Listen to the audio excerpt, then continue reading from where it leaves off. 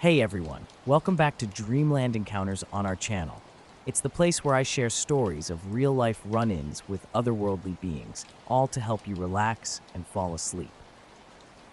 Before we jump into today's story, I'm really curious to know where all of you are watching from, so don't forget to leave a comment below. Now make sure you're sitting or lying down comfortably, and let's get started. So, there I was, working my usual late shift at the pharmacy. Nights were pretty much the same old routine. It was either regulars stopping by to refill their prescriptions, or occasionally someone new would come in, needing something for their child's cold or their own headache. The work wasn't hard, but the quietness of the night made it feel a bit lonely at times. To keep myself busy, I'd find myself reorganizing shelves or wiping down the counter yet again. But on this particular night, right around 11:30 p.m., things took an unexpected turn when a man walked in. At first glance, the guy looked pretty ordinary, tall and skinny, draped in an oversized gray coat. Clutching a prescription slip and sporting a vacant expression, he made his way to the counter and silently slid the paper across to me. All he did was stare as I read the prescription for something called xylonactin, a drug I hadn't come across in my 10-plus years as a pharmacist. The dosage instructions were odd, advising to take 2 capsules every 2.5 hours and to avoid sunlight for 17 hours after taking the dose. The doctor's name was a scribbled mess, and the clinic's address was unfamiliar. Feeling a bit uneasy, I told him we didn't stock it, catching a nod from him that seemed like he was expecting that response. When he asked in a monotone if we could order it, I promised to check our database. But a search turned up nothing, no trace of xylonactin anywhere. That was bizarre. Even the most experimental drugs typically had some sort of record. I explained the situation, and without a word, he left. I brushed it off, guessing it was some kind of prank or maybe a scam. But then, the next night, a woman with the same blank stare and slow movements came in with a prescription for xylonactin, identical in every odd detail to the one from the night before. Asking her if she knew the man from the previous night seemed to confuse her. "I don't know him," she claimed, though it sounded rehearsed. Just like before, I informed her we couldn't fill the prescription, and she left without any fuss. This odd occurrence repeated 3 more times over the week, with different people bringing in the same prescription. They all shared a peculiar look, pale and stiff in their movements, as if sunlight was a foreign concept to them. One even wore sunglasses at night, claiming light hurt his eyes in the same flat tone the others had used. By then, I was getting paranoid, especially after discovering the clinic's phone number was a dead end and its address non-existent. These people seemed to be coming out of thin air, prompting me to question everything I thought I knew about the seemingly mundane world of pharmacy. A young woman in her early 20s walked into my pharmacy one day, needing the same mysterious prescription I'd seen before. When I straight up asked her what the medication was for, she paused, looked me in the eyes, and said it was to prevent adaptation failure. Before I could dig deeper, she was on her way out, moving so quickly it was almost unnatural. As I tried to stop her, she grabbed my wrist with an ice-cold grip and calmly told me to stop asking questions. Then she left, leaving me there with my heart racing and my mind full of questions. That night, I couldn't sleep. The term adaptation failure and the woman's strange behavior haunted me. Driven by a need for answers, I spent the next day trying to find a connection between the mysterious patients I'd encountered. They all seemed to come from the same area, near an abandoned industrial park a few miles out of town. Despite knowing it was probably a bad idea, I couldn't shake the feeling that I needed to investigate. After work the next evening, I drove to the industrial park. It was as creepy as you'd imagine. Rusted fences, broken windows, and complete silence. As I walked around, initially, everything seemed normal, just abandoned buildings and weeds. But then I heard it, the low murmuring of voices coming from a warehouse. Sneaking closer, I spotted a group of people standing in a circle, making odd clicking and hissing sounds, surrounding a container that emitted a faint green glow. I couldn't see exactly what was inside, but it was enough to make my skin crawl. Suddenly, one of them caught my eye, and for a moment, their eyes glowed in the dark. That was my cue to leave. I ran back to my car, my heart pounding all the way home. After that night, I couldn't bring myself to go back to work. I called in sick and then quit the following week. Whatever was happening at that industrial park, I wanted no part of it. I've never seen those people again, but sometimes, late at night, I think I hear the clicking sounds outside my window. I try to convince myself it's all in my head, but deep down, I'm not so sure. I kept having this dream where I was all by myself in a huge, dark concert hall. Just me standing there with my violin. It was weird because I don't really remember my dreams, but this one wouldn't leave me alone. At the start, I wasn't even holding my violin, but then, suddenly, I was playing it without even deciding to. The music was weird, really high and fast, but it somehow wasn't a mess. It was like it was trying to tell me something, but I just couldn't crack what it was. My hands were moving on their own, trying to keep up with this crazy tune, but it was like nothing I'd ever played. I woke up totally freaked out, my heart going a mile a minute. At first, I thought maybe I was just stressed. I had a big performance coming up, and I'd been practicing like crazy. But then, the dream came back the next night. Same creepy concert hall, same wild music. I tried so hard to remember the tune, to get it down, but it was no use. It felt like the violin was laughing at me. After that second dream, I tried to jot down the melody, but what I wrote down looked like nonsense. The notes were all over the place, the rhythms didn't make any sense, and the key changes were just bizarre. I spent the whole next morning trying to play it, but I couldn't even get through the start. The tempo was just too weird. I started doubting myself big time.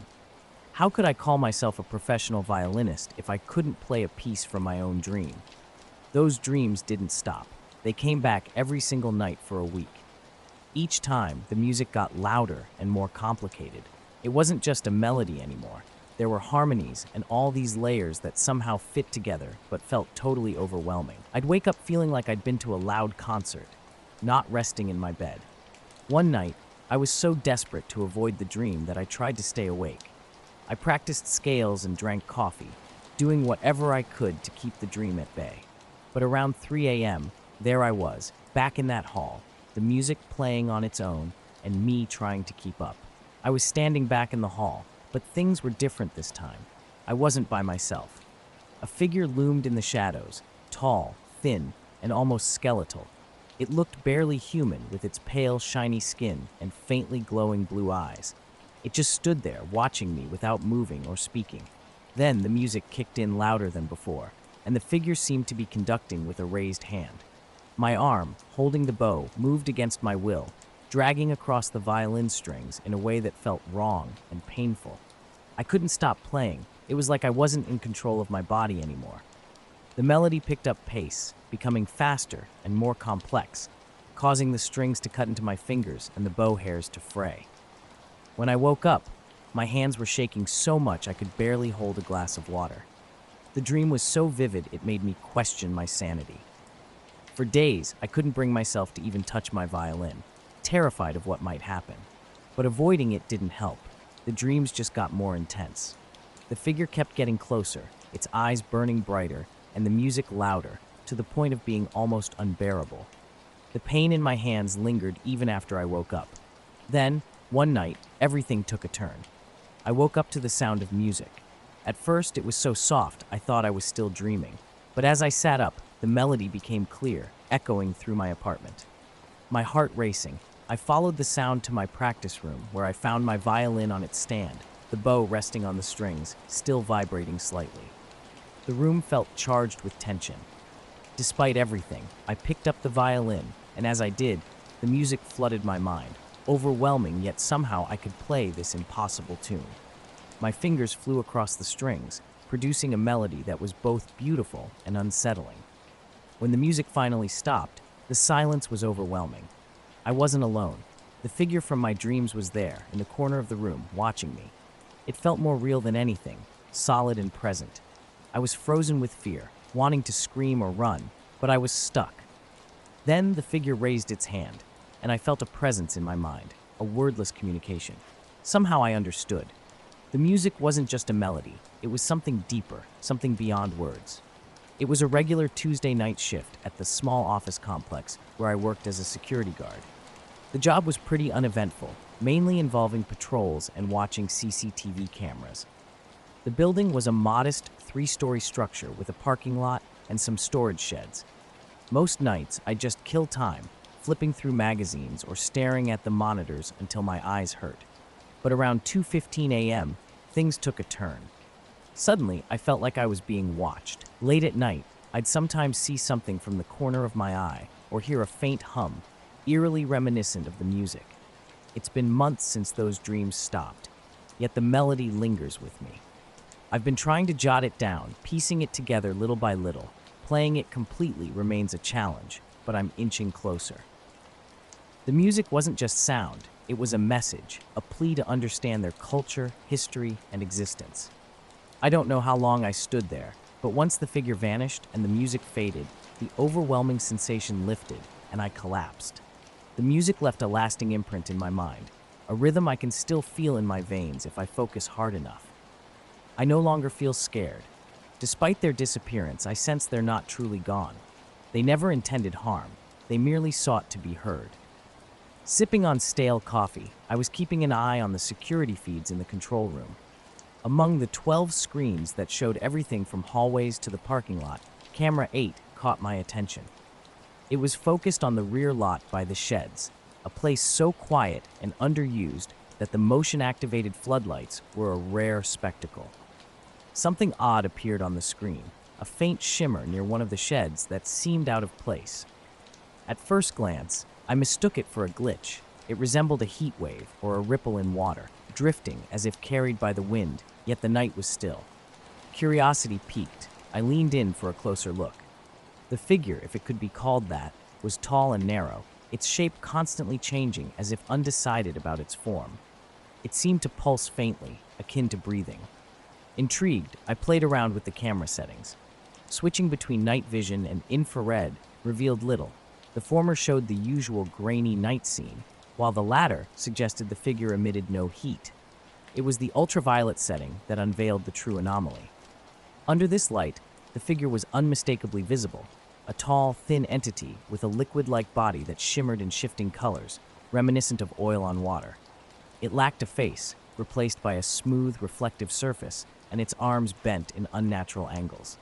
Frozen, I could only watch as it explored its surroundings, its movements slow yet somehow graceful. It seemed to examine the area, touching the ground and various objects with what appeared to be hands. The idea of calling the police crossed my mind, but I dismissed it, fearing they'd dismiss me as insane. Confronting it myself wasn't an option either. My instincts screamed against it. So I continued to watch.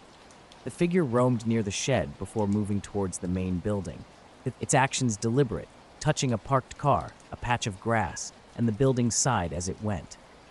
I switched between cameras, following its journey, unsure of what it was or what it wanted. Watching something in normal light that's almost invisible except for a faint distortion is one thing. But through ultraviolet light, I could see it clearly. It was a creature, for lack of a better word, moving with a grace that seemed almost fluid. I first noticed it as it approached the glass doors of the lobby. It paused for a moment, head tilting as if listening to something I couldn't hear, then stepped through the glass as if it were merely an illusion.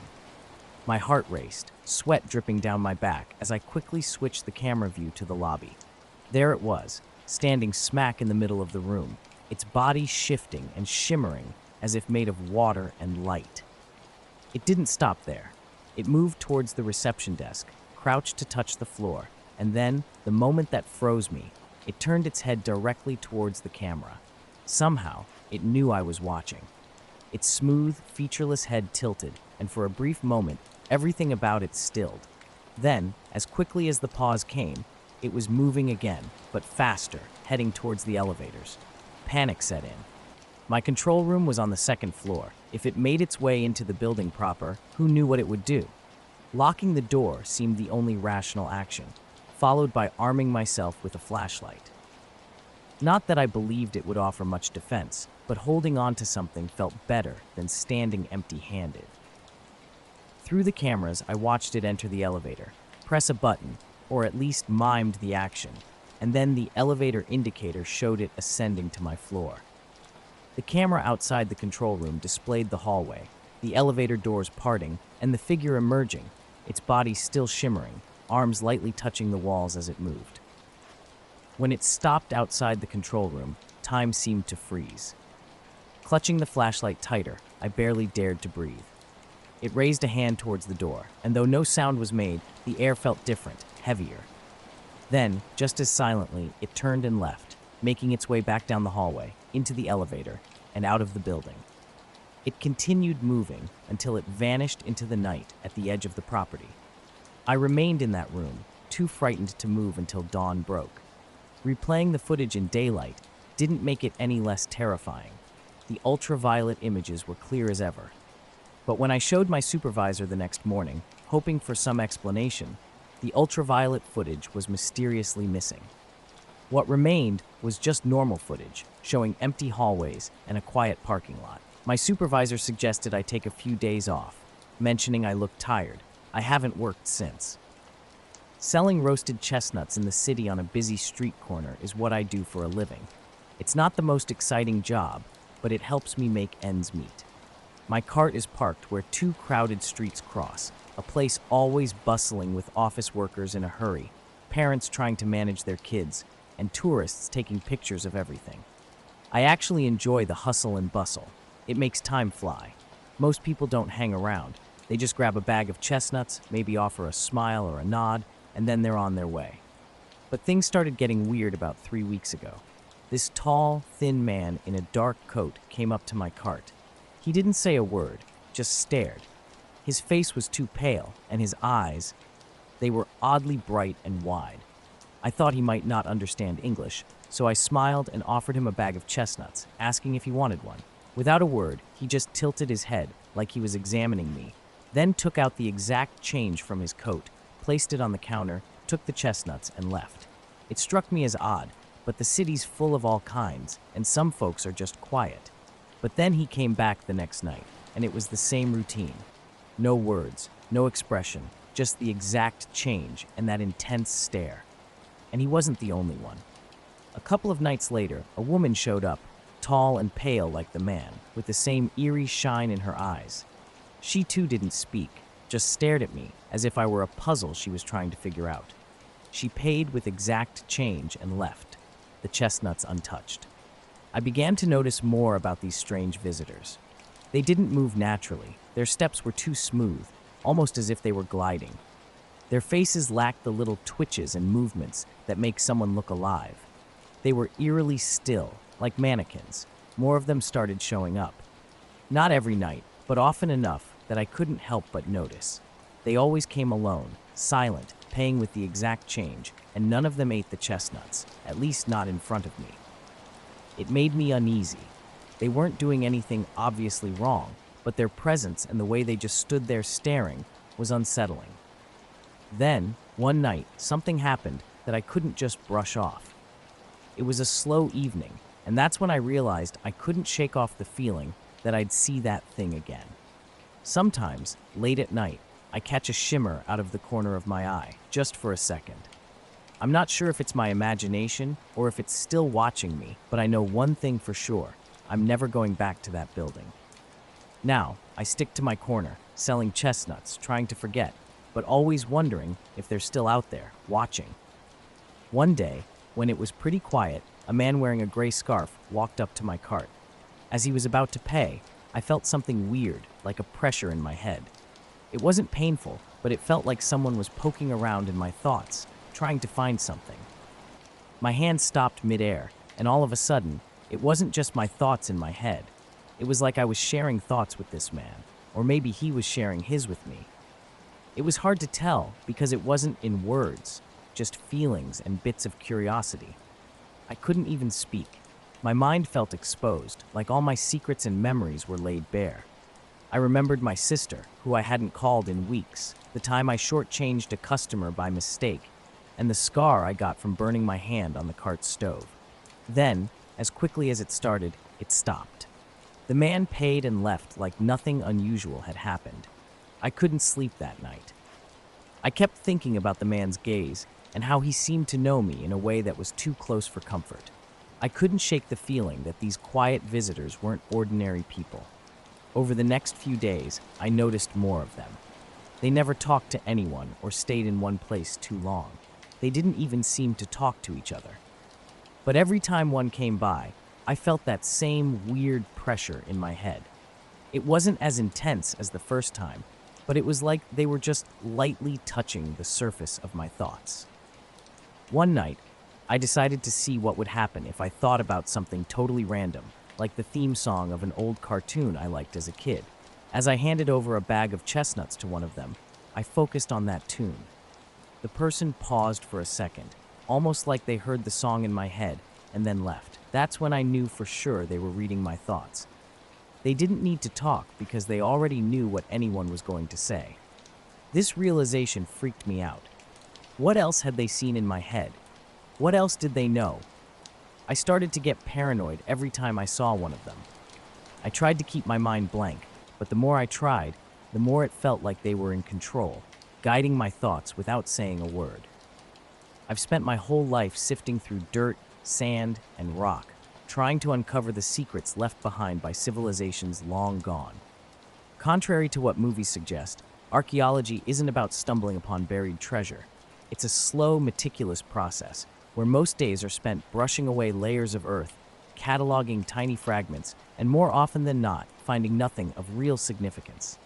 But during one particular dig in the middle of a barren desert, where we suspected an ancient burial site or perhaps a temple lay hidden, we unearthed something extraordinary.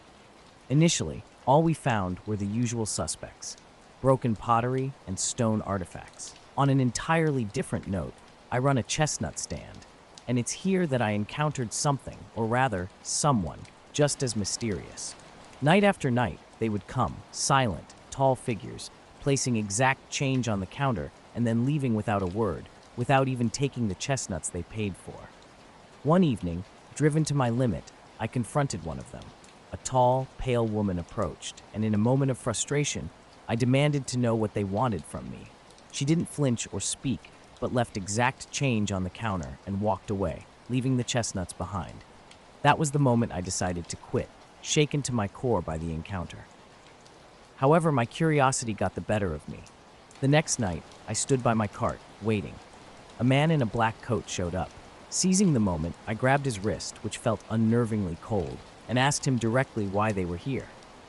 He didn't speak, but I sensed his intentions: curiosity, observation. They were studying us, learning how humans live and think, communicating through thoughts instead of words. This realization was unsettling, yet it was clear they meant no harm. After that night, they stopped coming. It's been 2 weeks, and the mystery of their absence lingers. Their visits left me with more questions than answers, particularly about privacy and consent in interactions with beings who see the world so differently from us. I continue to sell chestnuts, always on edge, wondering if and when they might return. From digging through ancient ruins to selling chestnuts and encountering beings of unknown origins, my life has been filled with seeking and questioning.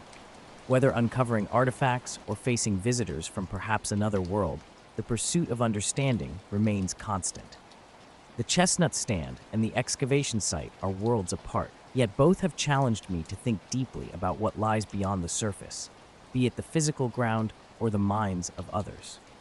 About a week into our dig, we stumbled upon a hidden chamber, totally unexpected since it didn't show up on any of our preliminary scans. The entrance was blocked by a heavy stone slab, etched with symbols that were new to me, despite my extensive study of ancient scripts. We managed to pry the slab open, and inside, we found what looked like a table made of a dark, smooth substance that was neither stone nor metal. On this table lay a set of documents, neatly arranged as if deliberately placed there for discovery, not hastily left behind.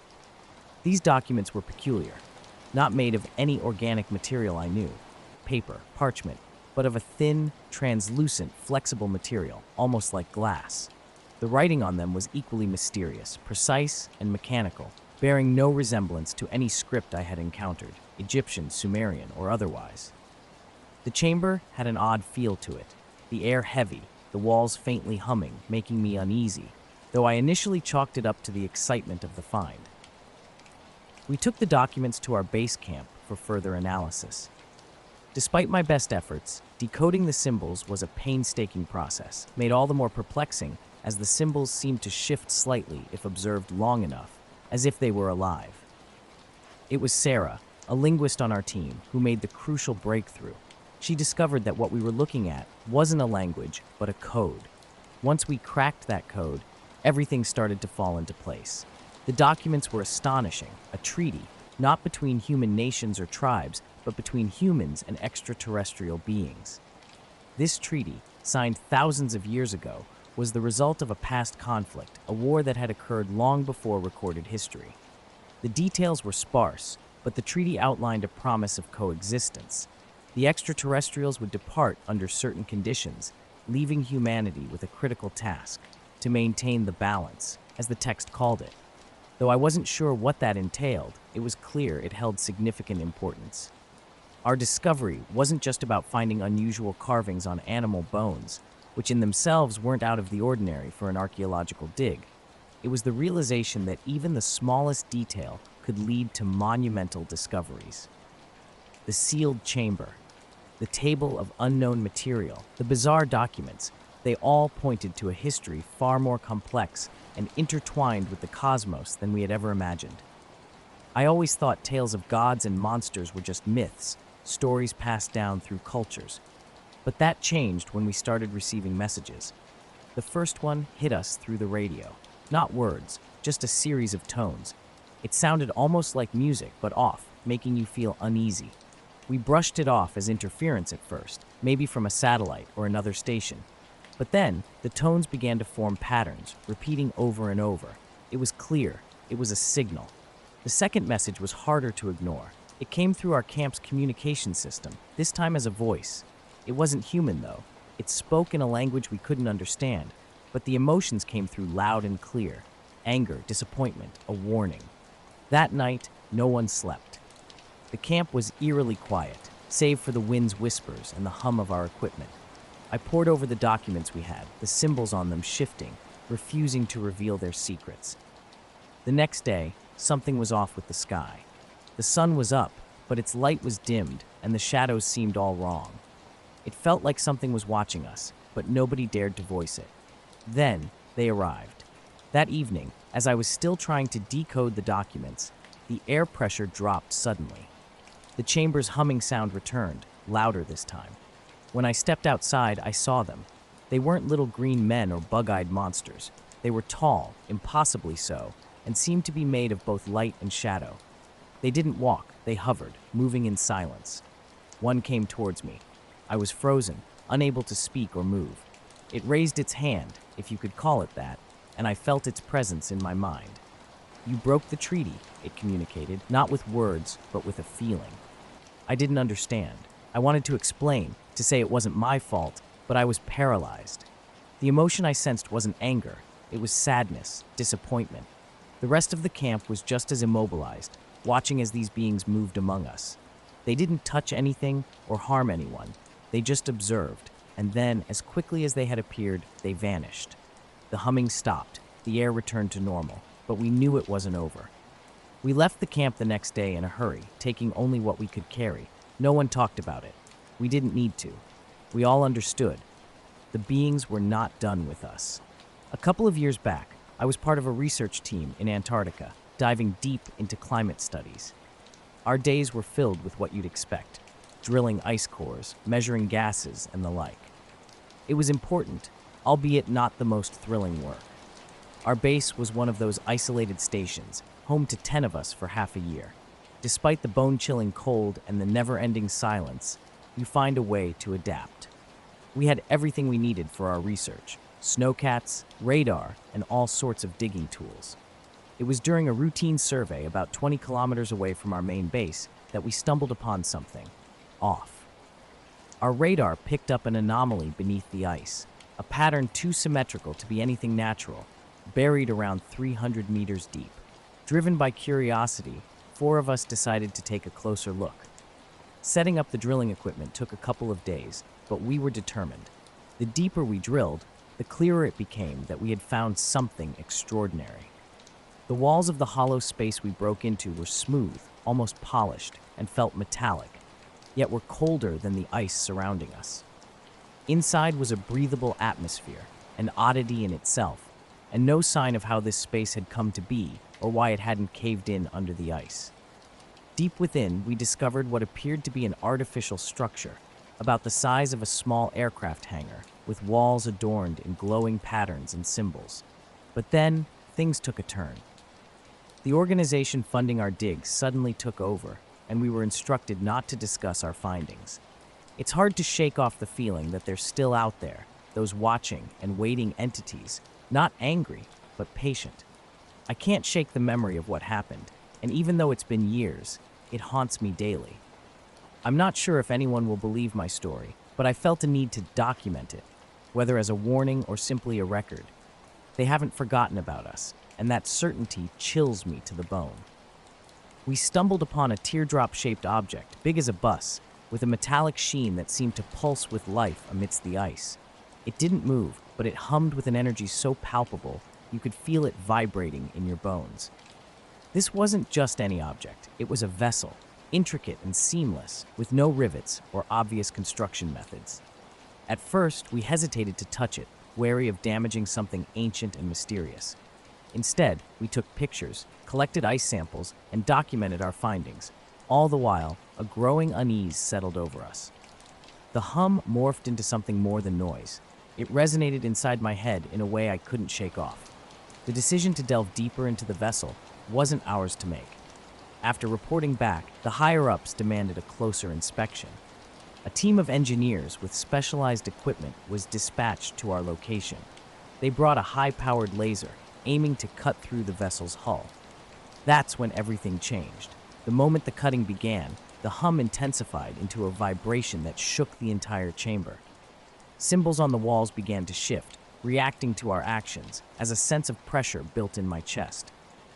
Unexpectedly, the vessel opened on its own, revealing a seam that split the teardrop shape apart. Inside, we found pods arranged in a circle, each containing a being suspended in a clear liquid. These beings were tall, with elongated limbs and smooth, pale skin. Their large, dark eyes and sharp, almost insect-like features made it clear they weren't human. They appeared preserved, possibly in a state of hibernation. Despite the eerie discovery, the engineers proceeded to take samples from the pods, analyzing the liquid and trying to understand what we were dealing with. However, their interference only made the situation worse. The hum grew deafening, the air turned thick, and the atmosphere felt charged with an impending storm. On the third day, everything reached a climax. I was away at the main station when panic erupted over the radio. The beings had awoken. I was diagnosed with cancer about a year ago. Honestly, I wasn't shocked. I'd felt off for a while, so when the doctor said stage 4, too advanced, I almost expected it. They were blunt, 6 months to a year left. It wasn't about fighting, it was waiting. Chemotherapy drained me. I lost weight, couldn't eat, and spent days in bed, feeling my body fail me. My family tried to stay positive, but I saw the truth in their eyes. I felt this enormous shadow everywhere, but I kept going for them. Weirdly, the cancer story ties into something else, something I've hesitated to share. I didn't want anyone thinking I was losing it, but maybe sharing will help me process it. This happened a few months back, and it's been on my mind daily. Our team lost contact with a podshad right as beings appeared and started to communicate. Static was all we got when we tried to reach back. So a few of us suited up and headed to the site. By the time we got there, the chamber was empty. The vessel and open pods remained, but no beings, no engineers, and oddly, no signs of a struggle or footprints in the snow. We didn't linger.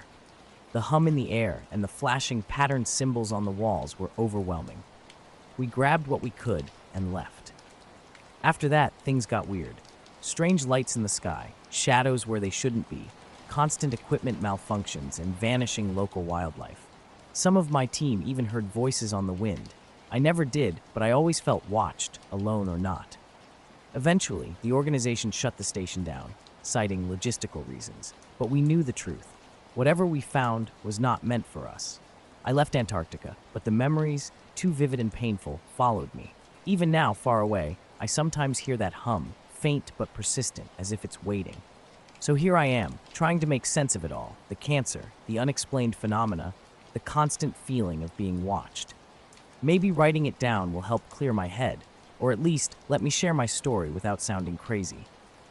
Lying in my bed one late night, around 2 or 3 a.m., I was struggling to find sleep, a luxury that seemed to have abandoned me days ago.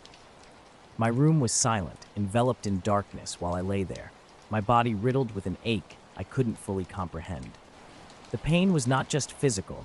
My chest felt like it was being crushed under an invisible weight, and my head throbbed with an intensity that made every minute feel endless. Every task, no matter how simple, had become a Herculean effort, leaving me longing for the days when health wasn't a distant memory. Suddenly, amidst the quiet, a sound caught my attention. It wasn't the usual noise of cars or sirens from the outside world. This was different. It was coming from inside the room, a sort of humming or distant drone, unfamiliar yet oddly recognizable. I tried to convince myself it was just my imagination, but the feeling in the air shifted, suggesting this was no ordinary moment. As my eyes scanned the dark, searching for an explanation, a figure materialized at the foot of my bed. It was unlike anything human, towering over 7 feet with a form that seemed to constantly change, as if made of smoke or liquid. It had no eyes, but its gaze was palpable, exerting a pressure that made the air around us feel denser. Frozen in place, weakened by my illness, I couldn't move even as it approached. The figure, though imposing, did not exude hostility or malice. Instead, it radiated an ancient presence, something far beyond my understanding. Without words, it communicated its intention. It was here to offer me a cure, a promise to rid me of the cancer that had been consuming me, to restore my health completely. The offer was a beacon of hope in my misery, a chance to reclaim the life I was slowly losing. Yet, as tempting as it sounded, a sense of unease washed over me. The figure's proposition was not just a simple cure. It implied a trade-off, a catch that loomed ominously, making it clear that what was being offered was far more complex than mere healing. This wasn't just about getting better. It was an exchange that demanded consideration of what I might be agreeing to, beyond the immediate allure of recovery. I was suffering, really suffering, and there was this entity, not subtle at all, demanding a trade for healing. It wasn't just asking for something small. It felt like it wanted my very essence, my humanity, not my soul literally, but something that would leave me altered, changed forever. I was desperate, thinking about my family, wanting to see my kids grow, experience another sunrise, another season change. I was so tired of the pain, willing to do anything to escape it. But then, I paused. The cost, it wasn't just physical, it was my beliefs, my essence, everything I stood for. So I said no, not out loud, but I rejected the offer. The entity, it paused too, as if weighing my decision, then slowly started to fade away, leaving a quiet room and a strange hum behind. I could move again, weak but able to move. The next day, the doctor gave me some good news for the first time in months. The cancer had shrunk. It wasn't gone, but it was smaller, giving me a chance. I've never told anyone about that night. How could I explain that an alien entity offered me healing, and I turned it down because the price was my essence? But I think about it every day, wondering if accepting would have cured me, made me live longer. Yet whatever that entity was, it wasn't just a healer. It was something ancient, beyond our understanding, and I'll probably never grasp what it was truly offering or wanted in return. But I'm still here, still alive, and for that, I'm grateful. I started making videos just for kicks, sharing bits of my day, trying weird foods, and talking about whatever popped into my head. It was nothing more than a hobby, a way to kill time. I wasn't looking to stand out.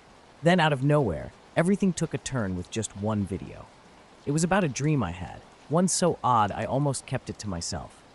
In the dream, I was in this huge, empty room with softly glowing blue walls and these eerie, tall figures watching me from afar.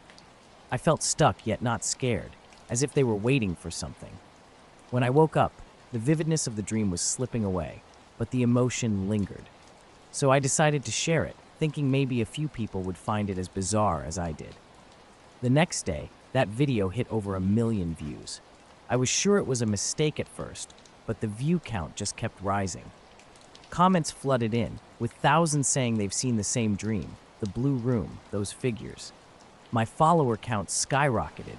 10,000, 50,000, 100,000 followers in no time. Brands wanted to work with me. My inbox was overwhelmed with messages from people feeling a strange connection to what I shared. It was unreal. I tried to convince myself it was just a lucky break, that the algorithm somehow favored my video. But deep down, I felt uneasy. The dreams didn't stop, they became clearer. The figures had long limbs and smooth, metallic skin, but no faces. They communicated without words, pressing their desires into my mind, though I couldn't figure out what they wanted. The weirder my dreams got, the more people tuned in. Every morning, I'd wake up to thousands more followers. My videos were everywhere. Despite the fame, I couldn't shake the feeling that there was more to it than just luck. The weight of this unexpected fame and the mystery of those dreams hang heavy on me. Even now, as I wonder how long this will last, I know I won't ever forget the journey here or the influence of that one choice to share a snippet of my dream. I started getting weird comments on my posts. Things like, "They're watching," or "You're the bridge." Initially, I thought it was some internet joke I wasn't in on. But then, the emails began to arrive. They were odd, lacking subject lines or sender names, filled with cryptic messages like, "The connection is stabilizing. Do not resist. You are the prototype. The others will follow. The message must be delivered." No matter how many times I blocked the addresses, they kept finding a way to reach me.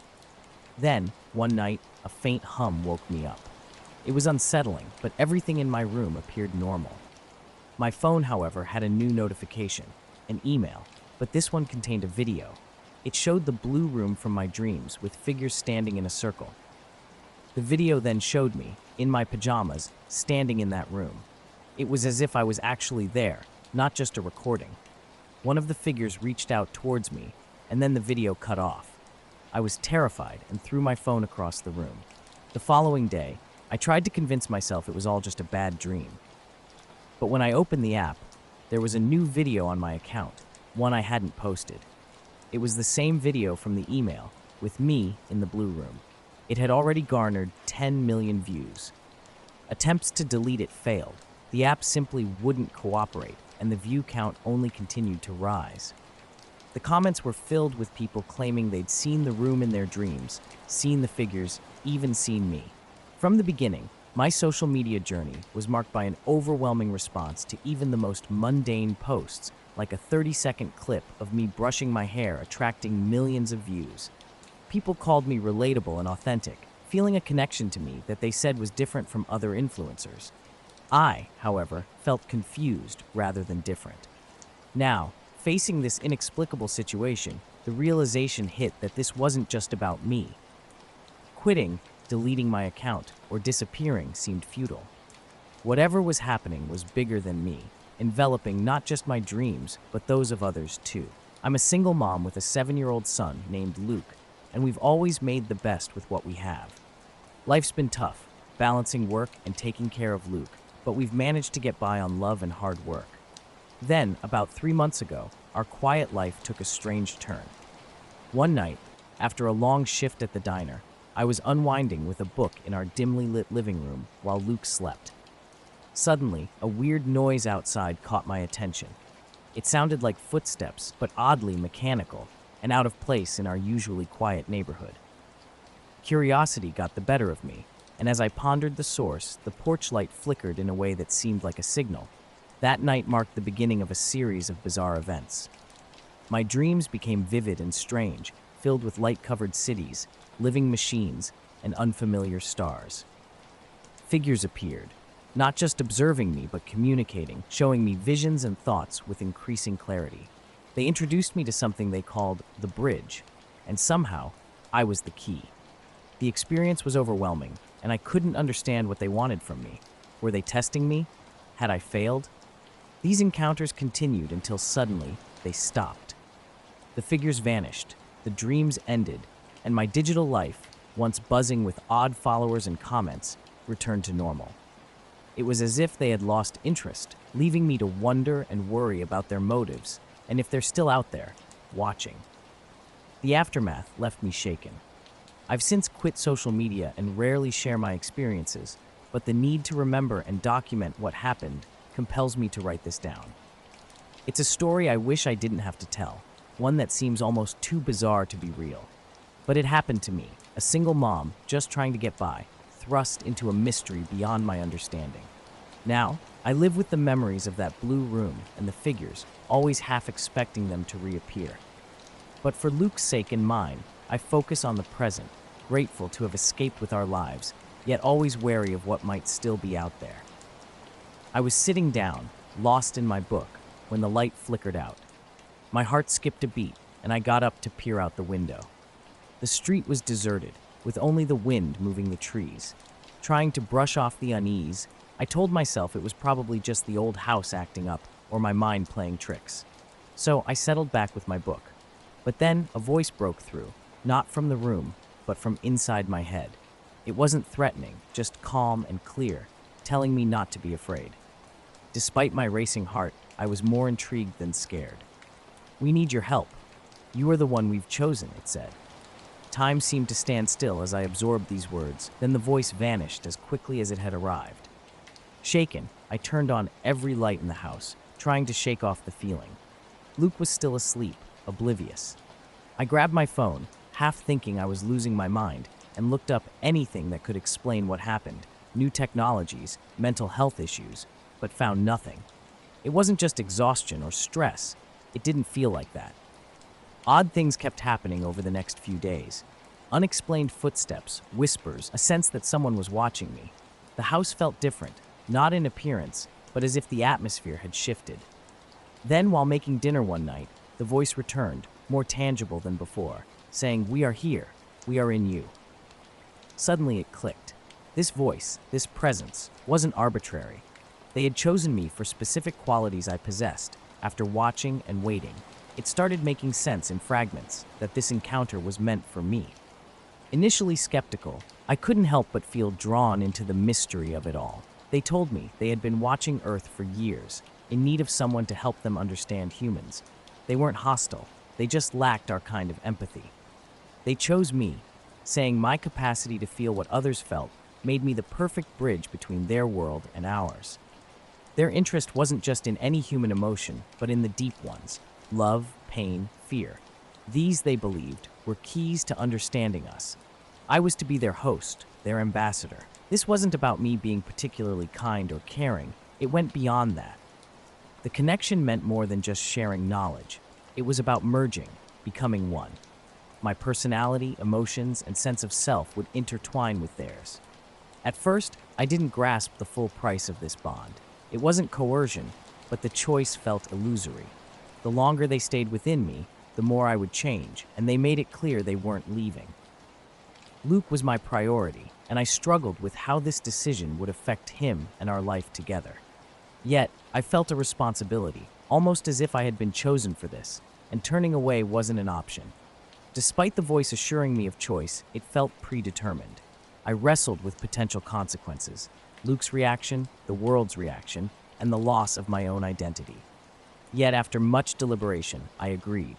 They promised not to harm me, and the transformation would be gradual. I noticed small changes at first. My thoughts became sharper, my senses heightened. I could understand people's emotions before they even spoke. This wasn't just about me or them.